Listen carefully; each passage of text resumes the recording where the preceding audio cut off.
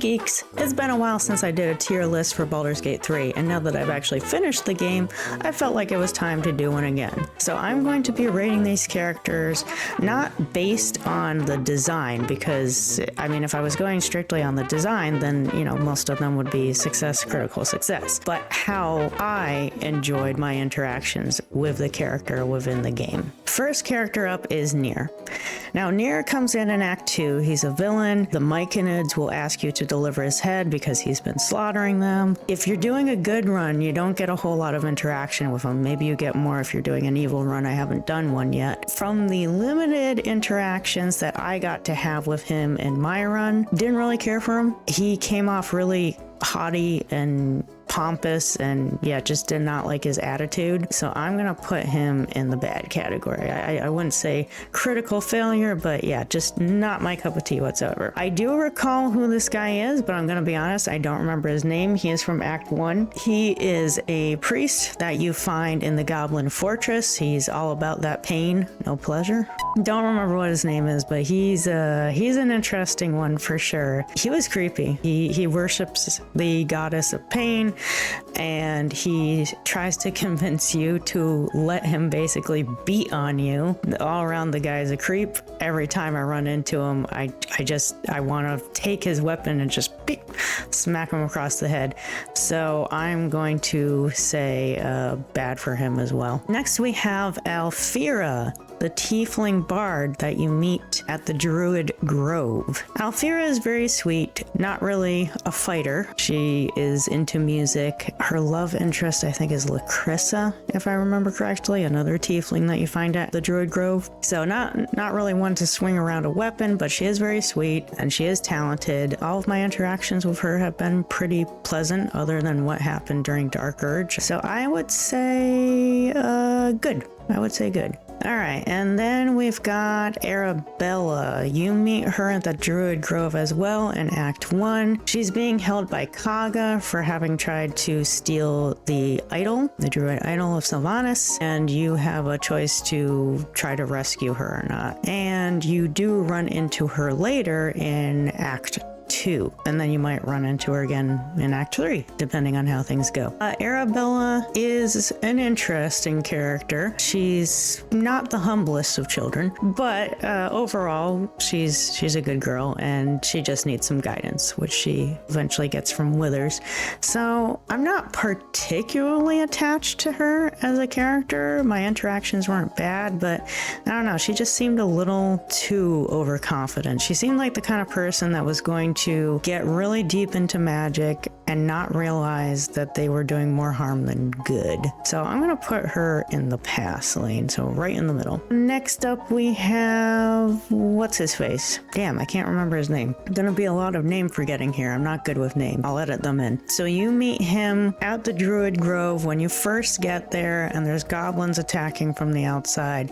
He's there trying to get into the Druid Grove. Him and Zevlor end up, you know, having a bit of a tiff, and you can decide how to handle that. Sometimes it's fun to just knock him out. He is he's a bit of a prick. Can't say I was a big fan of him. Yeah, he kind of seemed like it was just all about him. He didn't really seem to have much care for the people out the Druid Grove. He was just on a mission to find the Night Song because of a big reward for it. So can't say I really cared for him much. I'll put him under bad. What the hell is your name? Next up, we've got another character that I can't remember his name. I guess that really is going to be happening a lot. He is the halfling that you find at the Druid Grove that basically is like the first person you'll probably meet that you can trade with. So not a lot going on with his story. He's mainly there as a trader so that you can sell and buy goods. Seems pleasant enough, maybe a little too passive about things going on in the Druid Grove. Doesn't really seem to want to take a stand either way. So he's an okay character, but I wouldn't say that he was someone that I really felt any kind of connection to. He was just useful, really. So I'm just going to put him under pass column. All right, next up we have one of the origin characters, Astarion. Now, I know not everyone is going to agree with me on this one because some people think that Astarion is a royal pain in the ass and just want to kill him as soon as they get the chance. And that's fair fair. I can kind of see that.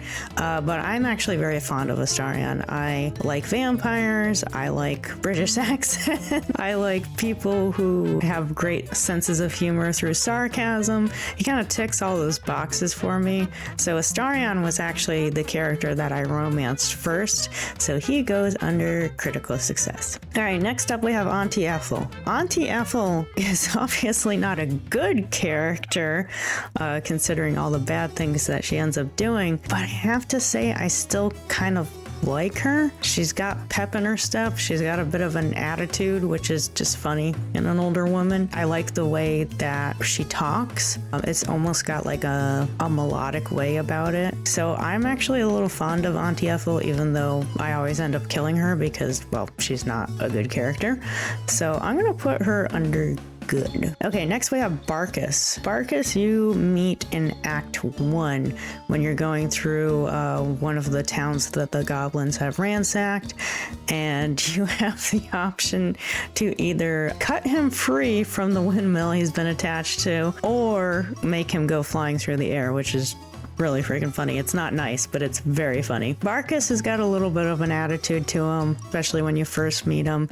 He's kind of funny though, so like that's a point in his favor. Also, his supposed friend is like super mean to him, just such a freaking dick. So that is making me a little empathetic to Barkus and the way that he acts. So I think I'm gonna put Barkus under good because he was entertaining. Next up is Cazador. Cazador is one of the boss fights that you will have to deal with in Act 3. He is basically the original vampire for Astarion and a bunch of other spawn. So he's part of Astarion's character quest, and you'll have the choice to either kill him and free the spawn, or complete the rite of ascension and become the master vampire instead of Cazador. Cazador's a jerk, no surprise there. Really into torturing people, really into power, doesn't really seem to care about anyone but himself. And this is all typical villain stuff.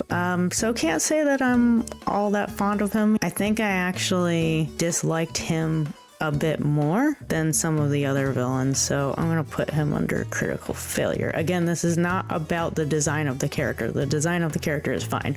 It's just my feelings towards them. Next, we have Counselor Floric, and you meet her for the first time in Act 1. It's another area that has been ransacked by goblins, but a fire has been lit in one of the buildings and you have to go save her, and you will meet up with her again in Act 3. As far as my feelings towards her, they don't really sway one way or another. She's just okay. She's a strong woman, which I admire. She's determined, but I didn't really feel any strong feelings towards her in terms of, oh wow, this is a great character, I want to interact with them more, or wow, this character sucks. So I'm just gonna put her in the pass category. Next up we have Damon. Damon is one of the tieflings that you can meet at the Druid Grove in Act 1, and run into him again in Act 2 and possibly Act 3. He is a smith, so he's very helpful in terms of getting armor and weapons. In terms of feelings towards him, not too much on either side. I definitely didn't dislike him.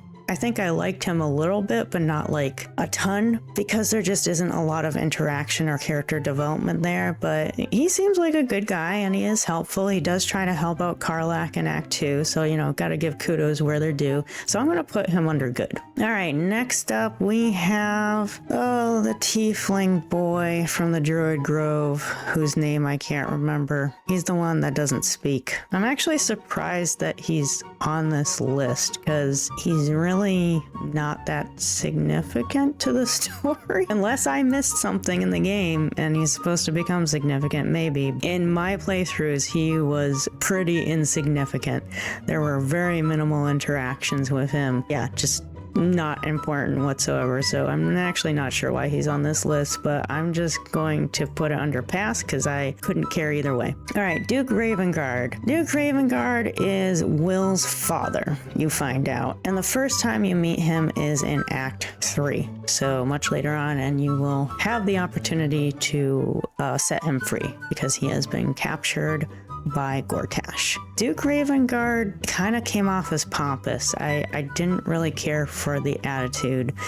I guess, you know, he's got some right to be that way because he's like a hero to Baldur's Gate and everything, but I don't know, I just didn't really care for him that much. Yeah, didn't really like the attitude, just a little too much of that holier than thou. So I'm gonna put him under bad. I wouldn't say critical failure, but yeah, just didn't really care for him too much. Elminster is a very interesting character. He is a friend and mentor to Gale, and you meet him for the first time in, well, it kind of depends. You could end up meeting him for the first time in Act 1, or I guess in Act 2, potentially, on how your playthrough goes. Either way, I found him to be a very interesting character. He definitely has a tendency to wax poetic, and I think it's really funny. Some people think it's really frustrating to hear him go on and on and on, but I actually think it's funny. He was amusing to me.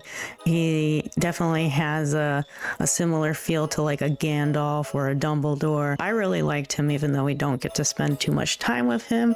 I'm going to put him under success. Next up is another origin character. We have Gale here, and I've heard mixed opinions on Gale as well. Some people really like him, and some people are like, he's such a prattler, he doesn't stop talking, he's so annoying. I personally liked Gale. I like his sense of humor. He's also got some of that sarcasm, just a little less dark, I'd say, than Astarion's. He is generally, you know, a good character, trying to make good choices, trying to do what's right, so I admire him for that. He's trying to make up for mistakes in his past. I haven't successfully romanced him yet, which I'm ashamed to admit, because he's supposed to be like one of the easiest characters to romance, but somehow I keep screwing it up. So I'm going to put him under critical success as well. Next up, we have Gortash, one of the main baddies in the game. Gortash you will meet in Act 3. He might even be one of the very early characters that you meet. If I was going off of character design, he'd be pretty high on the list because I think his character design is great and I love his voice actor, Jason Isaacs, but that's not what I'm doing here. Gortash is a prick.